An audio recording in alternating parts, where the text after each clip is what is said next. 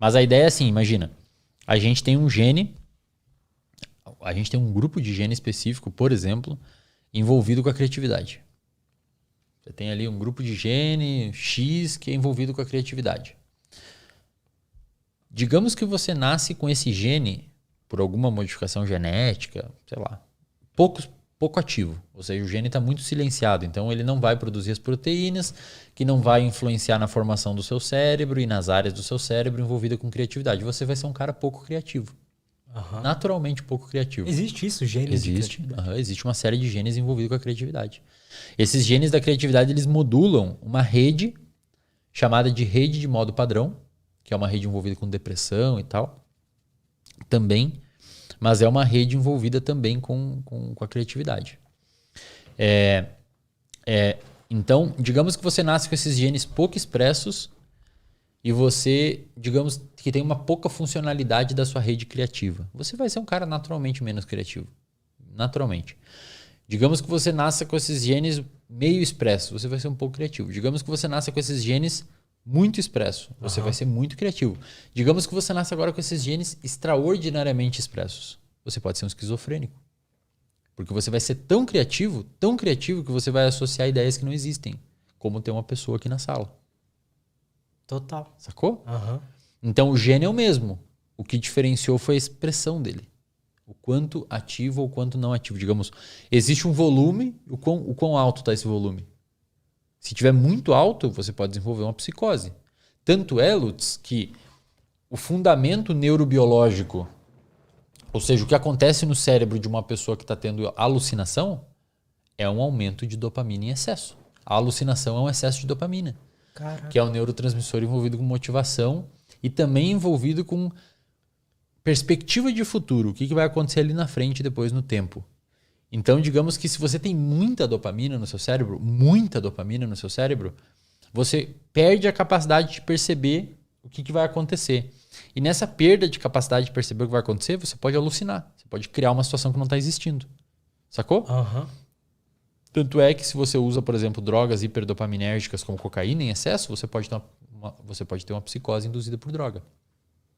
Então, se você tem pouca dopamina, você pode ser deprimido. Se você tem média dopamina, você pode ser uma pessoa motivada. Se você tem muita dopamina, você pode ser um esquizofrênico. O que a dopamina é a mesma, é um volume. Digamos, o volume está muito baixo, está no médio ou está no talo. É o mesmo sistema, só mudou o quão expresso ele está ou não. Isso é muito foda. E, cara, se você for ver o comportamento humano, a gente criou esses nomes, transtorno esquizofrênico, transtorno de ansiedade, transtorno depressivo, autismo e tal, TDAH, bipolaridade. A gente que engavetou isso em características específicas e em diagnósticos específicos. Mas o comportamento humano é um só. E você pode ter o comportamento humano é um espectro. Você pode estar no espectro muito deprimido, pouco criativo, pouco ansioso. Você pode estar no meio, você pode estar no extremo. Em algum lugar aqui, beirando a loucura, está o gênio. Um cara que consegue... Ele não alucina. Presta atenção aqui, pessoal. Não sei se vocês estão conseguindo me acompanhar aí. Tá foda. É um cara que não alucina, que tem um tio de chapéu aqui na sala. Ele não chegou nesse nível. Mas ele, às vezes, tem uma ideia de que vai criar um carro que voa. Tipo, é quase que uma alucinação. Vocês estão entendendo o que eu quero dizer? É quase uma alucinação. Tipo, o cara criou uma ideia que ninguém tinha. Tipo, o cara viu um carro, imaginou um carro voando, não chega a ser uma alucinação, mas ele conseguiu desformatar da cabeça dele. Uma pessoa que vê, por exemplo, eu imaginei um carro voando, e fala, não, isso é impossível, e volta a viver a vida dela. O cara que é um pouquinho mais fora da caixa, não necessariamente disfuncional, com um transtorno não tratado e tal, ele pode chegar a uma conclusão meio que beirando a loucura ali, mas um pouquinho antes, que se botar em prática pode ser uma sacada genial. Você sacou? Entendi. É muito próxima a barreira, cara. É como se ele... E se ele tiver talvez num ambiente correto, às vezes, sei lá, por exemplo, os pais são engenheiros. Então, às vezes, ele vai ter um conhecimento a mais do que um outro louco ali. Exato. E aí... E, por exemplo, o Steve Jobs, cara. O Steve Jobs, o Elon Musk, pega essa galera aí, cara, famosa. No início, os caras eram taxados de louco. Tipo, tá louco, cara. Você tá louco. Vai fazer isso. Você vai fazer um celular com um botão só. que clica na tela, hoje é normal.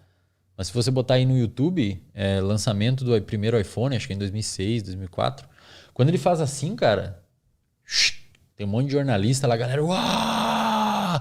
Uau! Tipo, ninguém nunca imaginou que ia dar pra botar o dedo na tela. Já tinha as canetinhas só. Só as canetinhas. E ele imaginou isso, cara. Então, como é que ele fez esse salto em falar assim, vamos botar o dedo na tela? Isso, na época, poderia ser considerado uma loucura. Hoje é uma genialidade. Então, a gente tem uma dificuldade de interpretar isso, tá ligado? Mas uma coisa que as pessoas podem achar hoje que é meio loucura, daqui a 10 anos pode ser uma sacada genial. E provavelmente vai vir de um cara desses. De um cara que tá acreditando na loucura dele.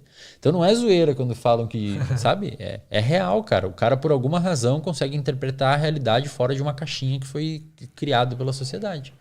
Pega, por exemplo, sei lá, eu sou um cara que seguiu o que manda o protocolo. Eu fiz ensino médio, ensino fundamental, graduação, mestrado, tô terminando doutorado.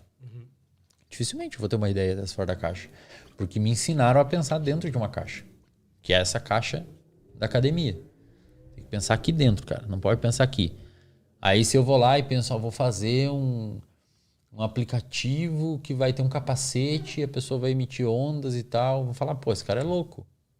Mas às vezes o cara faz e dá um puta negócio foda. Você até consegue imaginar, né? Então, por exemplo, você pode ser um cara não muito criativo, mas você consegue imaginar um carro voando, igual você tinha falado. Mas você não consegue imaginar como as possíveis, que disciplinas você tem que misturar para fazer aquilo funcionar. E aí você pega um cara mais... E às vezes você não consegue também porque você não tá confiante naquilo, né?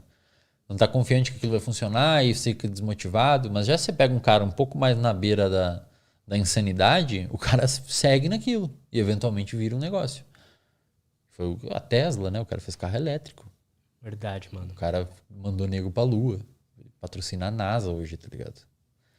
E na época nem chamava ele de louco. Existe esse cara, tá ligado? E na época chamava ele de louco. Tipo, esse cara é louco. Vendeu o PayPal, em vez de ir pra uma ilha deserta viver com os milhões que ele ganhou, o cara vai investir todo o dinheiro, morou num quarto. Porra, a história dele, cara, você lê a história dele, você vai ver que você é um merda. Tá eu preciso ir atrás da história desses caras, assim. Ó. Legal, cara. O que eu conheço mais a fundo é do Steve Jobs. Steve Jobs era um cara maluco, velho. Ele era loucão, ele usava droga pra caralho. Usava LSD, foi pra Índia fazer um retiro budista. Aí ele fundou a Apple, aí 2, 3 anos depois de fundar a Apple, era uma empresa bilionária. Aí ele foi demitido da empresa dele, ele fez a Pixar. E aí virou uma empresa bilionária. Pois é. E aí ele voltou pra Apple pra salvar a Apple da falência e transformou na empresa mais valiosa do mundo. Pô, um cara desse não tem um negócio diferente, velho? Tem. O que ele encostava virava ouro, velho. E ele era extremamente difícil de lidar. E provavelmente ele era gênio e funcional do jeito que ele era, porque ele era esse cara difícil de lidar. Tanto é que o cara era um cuzão.